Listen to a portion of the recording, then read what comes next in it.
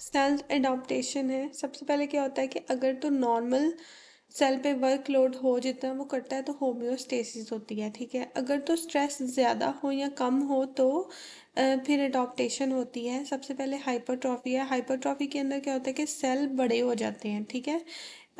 उसमें क्या होता है कि सेल ने बड़े होना है तो उसके अंदर ज़्यादा प्रोटीन आएगी, ज़्यादा ऑर्गेनेले आएंगे और ज़्यादा ही जीन्स एक्टिवेट होंगी। लाइक जीन ज़्यादा एक्टिवेट होगी, प्रोटीन बन गई, ऑर्गेनेले ज़्यादा बन गए। उसने अपने आप का साइज भी बड़ा कर लिया और उसने अपने आप के अंदर के फंक्शन भी बड़े कर लिए, ठीक है। अम, और ये आता है जब बॉडी के ऊपर इंक्रीज वर्कलोड आता है, प्रेशर इंक्रीज होता है, वेट लिफ्टिंग होती है या हाइपरटेंशन होती है। ऑब्वियसली हाइपरटेंशन होगी तो हार्ट के ऊपर लोड ज़्यादा पड़ेगा। कार्डियक मसल या फिर स्केलेटल मसल जो है ना, वो उनके अंदर ये चीज़ बहुत ज़्यादा होती है। और एक और होती है neuron. Cardiac muscle, skeletal muscle और न्यूरॉन, ये हाइपरट्रॉफी ही करते हैं क्योंकि ये अपना नंबर इंक्रीज नहीं कर सकते। अब एक पेशेंट है, उसको लॉन्ग टर्म में हाइपरटेंशन जा रही है, ठीक है, तो उसकी वजह से उसका लेफ्ट वेंट्रिकल बड़ा हो गया है। तो क्योंकि उसको हाइपरटेंशन हो रही है तो उसका लेफ्ट वेंट्रिकल बड़ा हो गया तो ये हाइपरट्रॉफी होगी, ठीक है। उसके बाद है कि हाइपरप्लेजिया। हाइपरप्लेजिया के अंदर क्या होता है कि नंबर ज़्यादा होता है, ठीक है। स्टेम सेल जो होते हैं ना, उन्होंने अब ज़्यादा नंबर ऑफ सेल्स बनाने हैं तो ऑर्गन लार्ज हो जाएगा, ठीक है। लेकिन वो सबका साइज सेम होगा, साइज उनका ज़्यादा नहीं होगा। एक एग्जांपल है कि जो यूट्रस होता है ना प्रेगनेंसी में, वो हाइपरट्रॉफी भी कराता है और हाइपरप्लेजिया भी करवाता है। ये दोनों करवाता है, ये बड़ी इंपॉर्टेंट बात है, ठीक है, ये बड़ी इंपॉर्टेंट बात है। यूट्रस हाइपरप्लेजिया और हाइपरट्रॉफी दोनों करवाता है, ठीक है। अच्छा, एक होता है पैथोलॉजिकल हाइपरप्लेजिया। ऐसा कुछ हो जाए कि जिसमें नंबर ज़्यादा हो जाए और वो कैंसर की तरफ चला जाए। फॉर एग्जांपल ना, जब हाइपरप्लेजिया होता है, जब भी ज़्यादा ही एक्स्ट्रा पैथोलॉजिकल हाइपरप्लेजिया होता है तो उसके बाद से ना, मतलब हाइपरप्लेजिया के बाद क्या होता है कि कैंसर बनने का या डिस्प्लेजिया होने का खतरा होता है और फिर उसके बाद कैंसर बनने का खतरा होता है। एक एग्जांपल है कि एंडोमेट्रियल हाइपरप्लेजिया होता है जिसके अंदर ना फिर बहुत ज़्यादा एस्ट्रोजन प्रोड्यूस होती है और ना बहुत ज़्यादा एंडोमेट्रियल सेल प्रोड्यूस हो जाते हैं। हाइपरप्लेजिया हो जाता है ना, तो वो डिस्प्लेजिया और फिर कैंसर हो जाते हैं। लेकिन एक ही बस एग्जांपल है बीपीएच। बीपीएच एक ऐसी एग्जांपल है जिसके अंदर हाइपरप्लेजिया ज़रूर होता है लेकिन इसमें प्रोस्टेट कैंसर होने का खदशा नहीं होता, ठीक है, क्योंकि ये वैसे भी जो है ना नॉर्मल हर बंदे में ही हो रहा होता है। उसके बाद है हमारे पास हाइपरट्रॉफी और हाइपरप्लेजिया का डिफरेंस, कि हाइपरट्रॉफी के अंदर सेल बड़े होते हैं लेकिन इसके अंदर प्रोटीन सिंथेसिस और वो जीन जो ज़्यादा हो रही है, ये सब कुछ होता है। और हाइपरप्लेजिया के अंदर जो है ना सेल डिवाइड ज़्यादा करते हैं, ठीक है। तो हाइपरट्रॉफी की एग्जांपल है जैसे हार्ट का कुछ भी, और हाइपरप्लेजिया जैसे हमारे पास एंडोमेट्रियल हाइपरप्लेजिया हो जाता है। उसके बाद एट्रोफी है।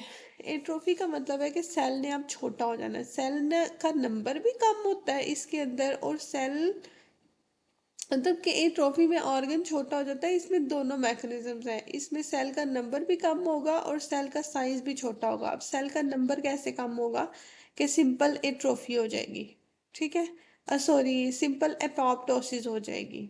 सही है, एपोप्टोसिस से सेल मर जाते हैं और सेल का वजूद ही खत्म हो जाता है तो नंबर ऑफ सेल कम हो जाते हैं।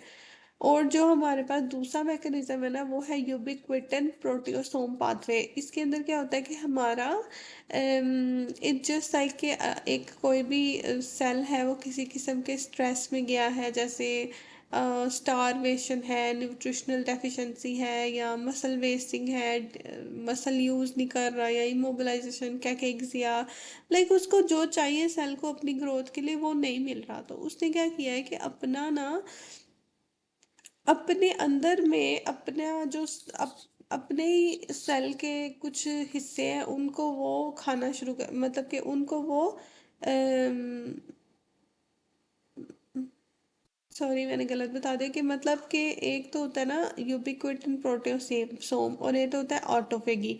ऑटोफेगी में ऐसे होता है कि उसे फिर मतलब अपने ही हिस्से उसने खाने शुरू कर दिए कि उसको ज़रूरत पहुंची, तो उसने अपने हिस्से खाने शुरू कर दिए कि उसने क्या किया कि जो डैमेज ऑर्गेनेले होंगे ना उसकी बॉडी उस सेल के अंदर, उसने उनको ऑटोफेगिक वैक्यूल्स मैक्यूल्स में कन्वर्ट किया और वो वैक्यूल जो है ना लाइसोसोम के साथ जाके ना फिर फ्यूज़ हो गए और लाइसोसोम ने उनको डाइजेस्ट कर लिया और वो फिर जो सारे न्यूट्रिएंट है ना बॉडी के अंदर वो सेल में फिर यूज़ कर लिए। ठीक है, अब ये तो ऑटोफेगी होगी।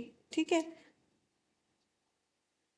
उसके बाद एक और चीज़ है यूबिक्विटिन प्रोटेशियम पाथवे। इसमें क्या होता है कि इसमें cell is kind of getting rid of जो उसे नहीं चाहिए। ठीक है, तो प्रोटीन जो है ना, एक प्रोटीन होती है यूबिक्विटिन।